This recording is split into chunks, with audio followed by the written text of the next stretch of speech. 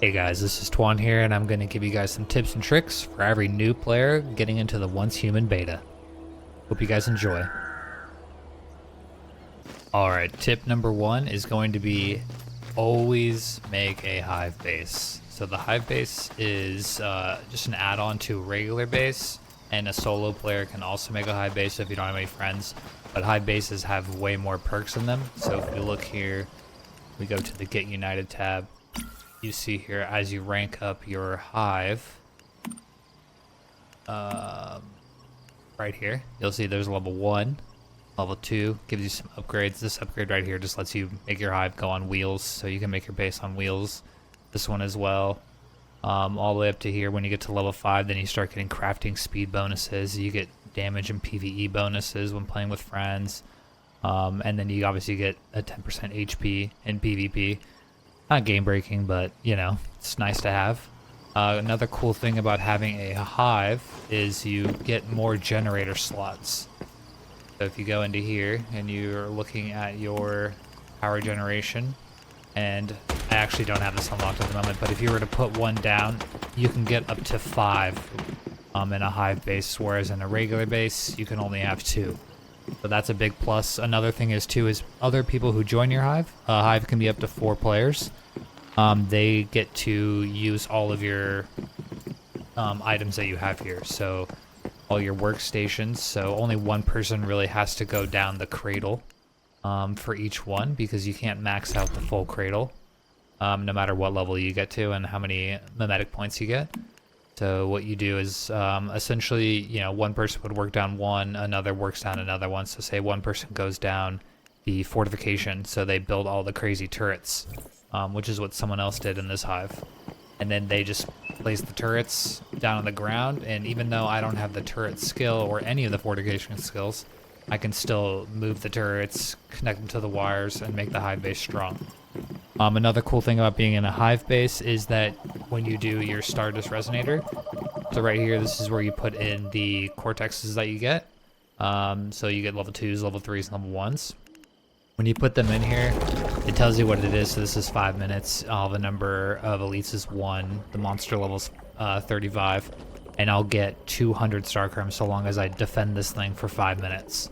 If you do it inside of a Hive base, every single person will benefit the rewards, whereas if you do it on your own base, only you will, even if someone else helps you defend your base. So essentially, the first thing you want to do when you start the game is create a Hive. That way you can start working on the XP. It's a daily XP of 1,000 cap per person, so you know, the more people, the easier it is to level it up. But even if you're solo, trust me, just doing a Hive is the best thing possible. Okay, tip number 2 is going to be always bring a crossbow when you're farming in the early and even in the late game, because when you use your crossbow to kill enemies, it does high damage, of course, especially with the headshot damage. Also, you have the ability to walk over the enemy and pick up your arrow, which helps you conserve ammo, acid, and weapon powder, which become very grindy and very important near the end game, the middle game, and even honestly the beginning of the game if you're trying to run around with a machine gun or shotgun or AR, whatever you may be doing.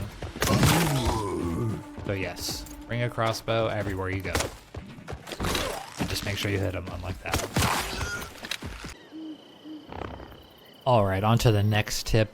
This tip is very, very quick and very, very easy. It is just fishing, but I see a lot of people in the Discord always ask how to fish. Fishing is great because you can catch a deviant, the electric eel with fish, and you can use any bait. Doesn't matter which one you use. And then what you do is you just obviously pull out the fishing rod. You want to make sure you stand near the edge where you can see it's deep, and then you just cast the rod out by clicking right click, and then you just want to make sure it goes as far as possible. That's where you get the most success. Put it out there, and then you just kind of wait. You'll get an indicator on the screen that will say to reel it in, and you just hold left click. So we'll wait for that right now. 2,000 years later.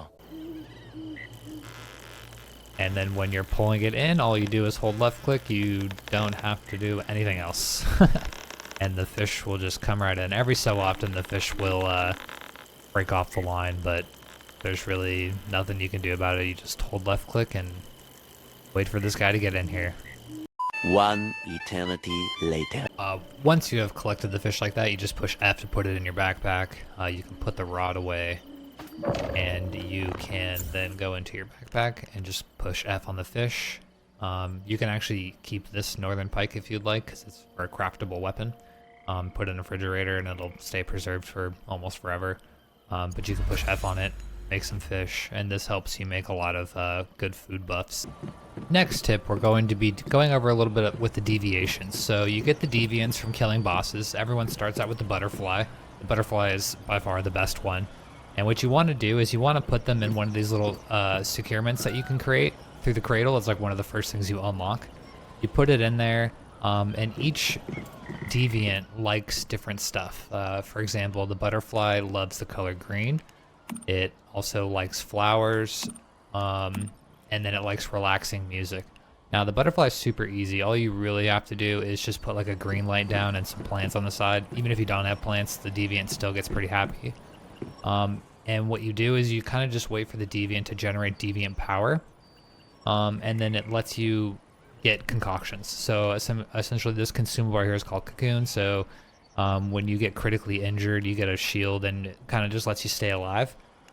This is wings. This is by far the best thing in the game. So what I always do is to make the wings, you need morph. So then you unlock all of these obviously with this deviant power. I just get a ton of morph, and then you use that to craft this concoction, and then you use it. And the wings has a 2-hour buff, which you can see in your inventory screen like that. And wings basically just makes the game to where you just have a paraglider.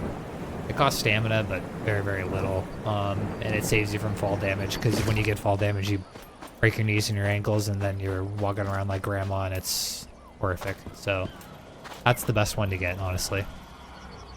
Alright, tip number 3 is going to be to build a rainwater collection system, a water tank bucket, and then an osmosis purifier as soon as you can. The reason you want to do that is because this game, it rains a lot, and you can connect pipes through the purifier and through the tank, and this helps you get purified water so you don't gain sanity.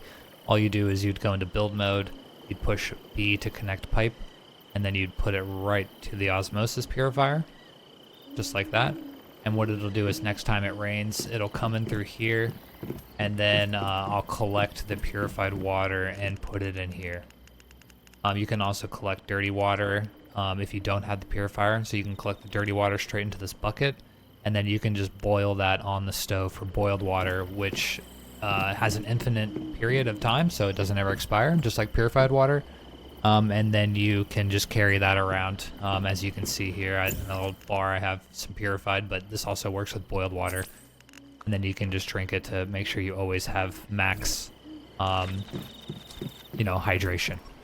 Alright, and the final tip, and honestly my favorite tip, I think this also plays well into the end game too as well, is the movement with jumping in this game. So every time you dodge, it takes away a big chunk of your stamina bar, about a quarter. When you run, it doesn't go down as far, but you're just not moving as fast as if you were rolling, and everybody loves rolling. It's a good way to dodge out of, enemies and bosses and stuff like that. The dodge does not have iframes, so like what I like to do is a little movement technique where you're just running, and once you start sprinting, you just jump. And once you get the timing down, you actually move faster than if you were rolling. It takes almost no stamina. And then the enemies, it's much harder for the enemies to hit you when you're in the air. This goes for bosses. This goes for the Rosetta guys that just shoot machine guns 24/7. This makes it really hard for them to hit you. So this is a great technique to learn to master. Thanks for watching, and hopefully you guys like those tips and tricks I made for you. Feel free to leave in the comments below what you think your best tips would be, and maybe I can make another video for you. And if you guys ever want to see anything, just let me know. Thanks. Bye.